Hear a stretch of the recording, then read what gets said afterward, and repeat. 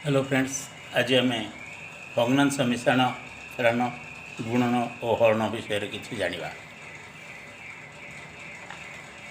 भग्नांश मिश्रण उदाहरण को नहीं 2/3 प्लस 3/5 इक्वल टू केते लव 2 हर 3 और ये लव 3 और हर 5 अच्छी हेले प्रथमे आमको हरर लसागु निर्णय करा पड़ो। एठारे हर दुईटी जाक हरर दुईटी जाक संख्या जेहेतु मौलिक संख्या अच्छी तेणु यार लसागु दुईटी मौलिक संख्यार लसागु निर्णय पर संख्या दुईटी गुणन कराए। तेणु एठारे 3 × 5 = 15 है यार लसागु।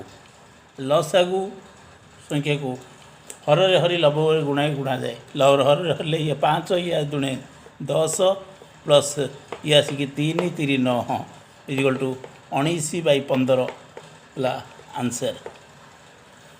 ये मिश्रण फल है 19/15। ठीक से परी धरन 2/3 माइनस 3/5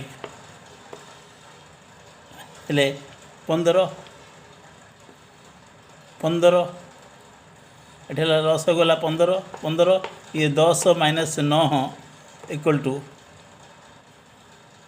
10 - 9 इक्वल टू 1/15 आंसर।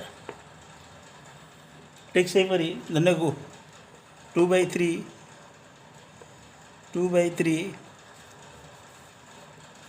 गुणन 3/5 करा जाए तेरे 3 को 3 कटिज ये 2/5 हम आंसर। ठीक से परी जदि हरण करा जाए तेरे 2/3 डिवाइडेड बाय 3/5 करा गले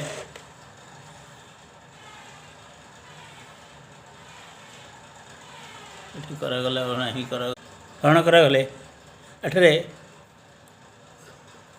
2/3 गुणन होई लव हर हर लव हो अर्थात स्थान परिवर्तन हो अर्थात 5/3 हो अर्थात ये 5 × 10/9 आंसर हम।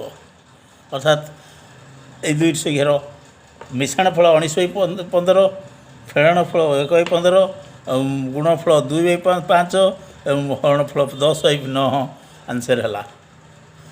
धन्यवाद।